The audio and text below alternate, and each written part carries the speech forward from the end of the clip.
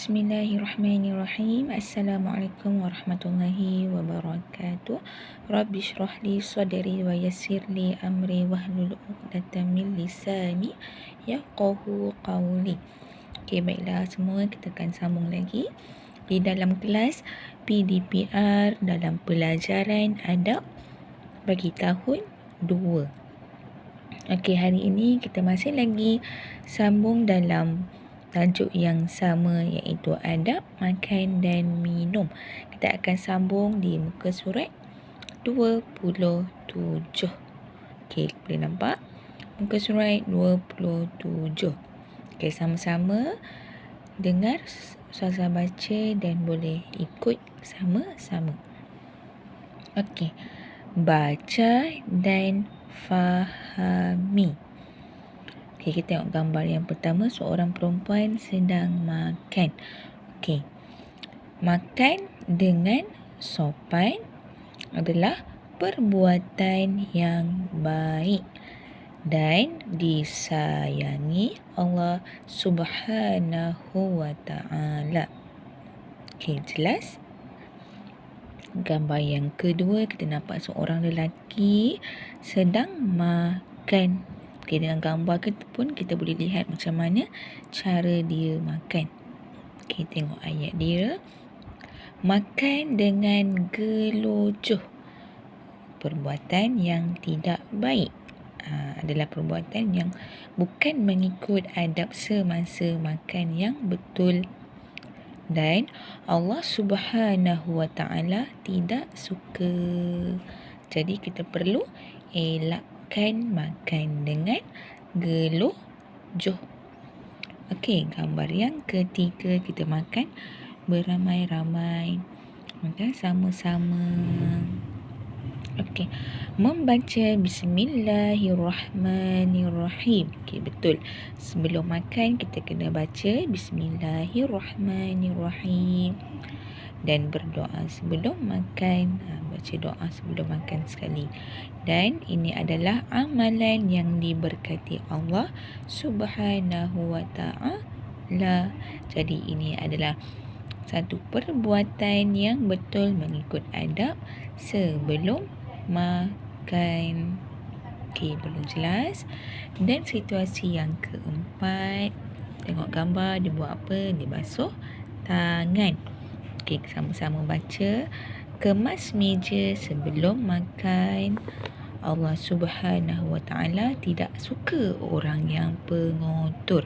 Okey, jadi gambar ini menunjukkan contoh yang betul. Tengok, meja terkemas dan dia pun basuh tangan.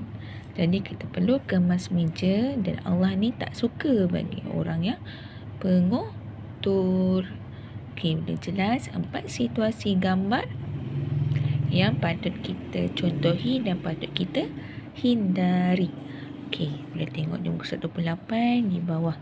Ketika makan atau minum, kita tidak digalakkan menggunakan tangan kiri. Okey, seandainya kita boleh lagi guna tangan kanan kita elok, tak ada kecederaan, masih boleh bergerak seperti biasa, kita perlu menggunakan tangan kanan. Lepas tu berdiri. Kita tak boleh makan, tak boleh minum berdiri. Kita kena elakkan. Dan yang ketiga, makan dengan gelojoh. Tadi pun dalam gambar ada tunjuk. Makan dengan gelojoh tu Allah tidak suka. Okay, seterusnya, bercakap-cakap ketika makanan penuh dalam mulut. Iaitu apa? Kita bercakap ketika kita sedang makan. Tak boleh. Tidak digalakkan. Okey, dan seterusnya, bersembang atau bergelak ketawa. Bercakap pun tak digalakkan, jadi bersembang atau gelak ketawa pun tidak boleh. Seterusnya, makan terlalu banyak, iaitu terlalu kenyang sampai badan kita pun tidak selesa. Kita perlulah elakkan. Dan kita tidak boleh membazir. Makan terlalu, ambil makanan terlalu banyak sehingga tidak habis, menjadikan pembaziran. Okay, tidak boleh. Nampak? peringatan di sini. Orang yang membazir adalah saudara syaitan. Itu adalah perangai syaitan. Amalan syaitan.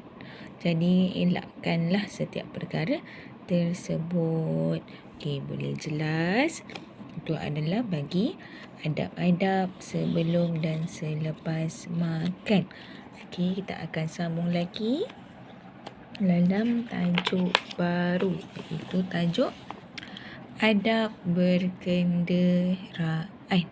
Okey, kita boleh tengok di muka surat 15 di dalam buku cetakan yang ustazah bagi. Okey, kita akan tengok di muka surat 16.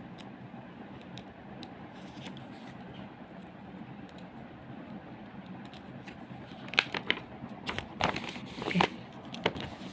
Sama-sama baca. Kenderaan sangat penting untuk bergerak dari satu tempat ke satu tempat yang lain. Ada kenderaan berat dan kenderaan ringan. Okey, kita boleh tengok contoh gambar yang diberi. Kenderaan berat. Okey, ini contoh. Lori, bas, kereta api. Ini adalah contoh kenderaan berat, iaitu kenderaan yang boleh membawa muatan yang lebih, muatan yang berat. Okey, ini adalah kenderaan ringan. Motosikal, basikal, kereta. Ini ada had limitnya yang tertentu. Ini adalah dalam kategori kenderaan ringan. Okey, boleh jelas ada dua jenis kenderaan, berat dan ringan. Okey, kita sambung di muka surat 17. Okey, adab menaiki kenderaan. Okey, yang pertama sekali kita perlulah membaca Bismillahirrahmanirrahim. Okey, apa-apa perbuatan sekalipun kita perlulah dimulakan dengan Bismillah. Okey, yang kedua membaca doa menaiki kenderaan. Okey, sama-sama. Bismillahirrahmanirrahim. Alhamdulillahilladzi sakhkhara lana hadza wa ma kunna lahu muqrinin wa inna ila rabbina lamunqalibun. Okey, maksudnya segala puji bagi Allah yang menyediakan kenderaan ini untuk kami dan tiadalah kami berkuasa mengendalikan dan sesungguhnya kami akan kembali kelak kepada Tuhan. Okey, boleh jelas? Ini adalah doa menaiki kenderaan. Okey, sebelum kita mulakan perjalanan, bacalah doa ini. Okey, yang ketiga ialah mulakan langkah dengan kaki kanan. Kita nak masuk kenderaan tu, masuklah dengan kaki kanan supaya sepanjang perjalanan kita ini di dalam kebaikan Allah Subhanahu Wa Taala. Okey. Yang keempat ialah ikut giliran. Yang kelima berdisiplin. Dan yang keenam utamakan orang yang lebih memerlukan. Okey, nampak? Dia utamakan orang yang lebih memerlukan. Antara kanak-kanak dan orang yang tua, orang tua adalah lebih memerlukan. Okey, boleh jelas? 6 adab menaiki kenderaan. Okey, kita sambung di muka surat 18. Adab di jalan raya. Okey, ini kita dah mulakan perjalanan. Kita dah berada di atas jalan raya. Yang pertama, patuhi peraturan di jalan raya. Okey, kat mana-mana pun kita pergi pasti ada peraturan. Betul? Okey, terutama di jalan raya pasti ada juga peraturan di jalan raya yang patut kita patuhi untuk elakkan sebarang kemalangan, kecelakaan dan sebarang kemungkinan yang buruk berlaku pada kita dan orang lain. Okey, yang kedua, utamakan orang yang lebih memerlukan. mengutamakan. Contoh, ada ambulans ke nak lalu, ada bomba ke nak lalu, kita kena utamakan kepada mereka kerana mereka dalam keadaan kecemasan. Dan yang ketiga ialah alihkan benda-benda bahaya dari jalan. Kita nampak ada kayu ke, dahan ke yang jatuh di jalan, kita boleh berhenti, kita alihkan supaya kita selamat dan orang lain pun terselamat. Okey, yang keempat ialah utamakan keselamatan diri dan orang lain. Yang kelima, jangan berlumba di jalan raya. Elakkan berlumba di jalan raya. Saling bawa laju, nak cepat sampai. Siapa sampai dulu? Okey, tak boleh. Dan yang seterusnya, bersabar ketika memandu. Ini paling penting.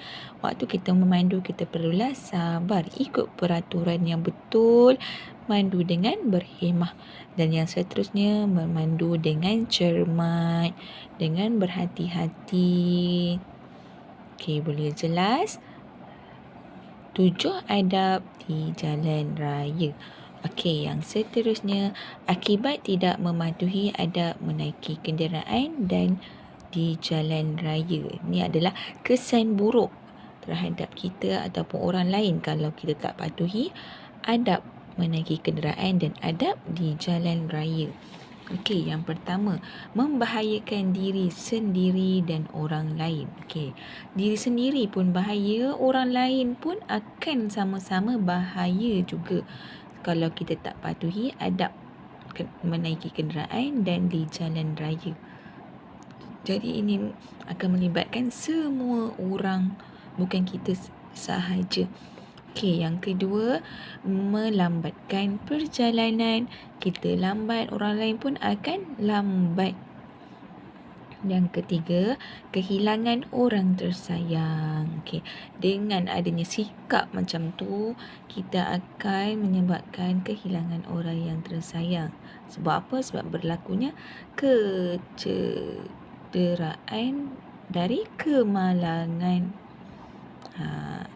Dan yang keempat ialah tidak sampai ke destinasi yang dituju. Masing-masing tak nak ikut peraturan betul-betul. Masing-masing mementingkan diri. Jadi kita takkanlah sampai ke destinasi yang kita tuju pada masa yang kita dah bajet. Pada masa yang kita dah target untuk sampai. Okey, yang seterusnya, mudah berlaku kemalangan di jalan raya. Yang seterusnya, menyusahkan orang lain dan tidak dihormati oleh orang lain. Sebab apa? Sebab kita dah susahkan mereka, jadi orang lain pun takkan menghormati kita. Sebab kita tidak cermat di atas jalan raya. Dan yang terakhir ialah akan menimbulkan pergaduhan. Okey, nampak gambar? Akan menimbulkan pergaduhan. Sebab apa? Sebab masing-masing nak menegakkan betulnya diri sendiri, jadi akan timbullah pergaduhan sesama orang yang berada di situ. Jadi akan mengakibatkan situasi yang tidak menyenangkan. Okey, boleh jelas? Yang saya terangkan hari ini, adab menaiki kenderaan dan adab di jalan raya serta akibat tidak mematuhi adab menaiki kenderaan dan di jalan raya. Okey, semoga jelas dengan apa yang telah Ustazah sampaikan dan semoga bermanfaat buat semua. Okey, itu sahaja. Assalamualaikum warahmatullahi wabarakatuh.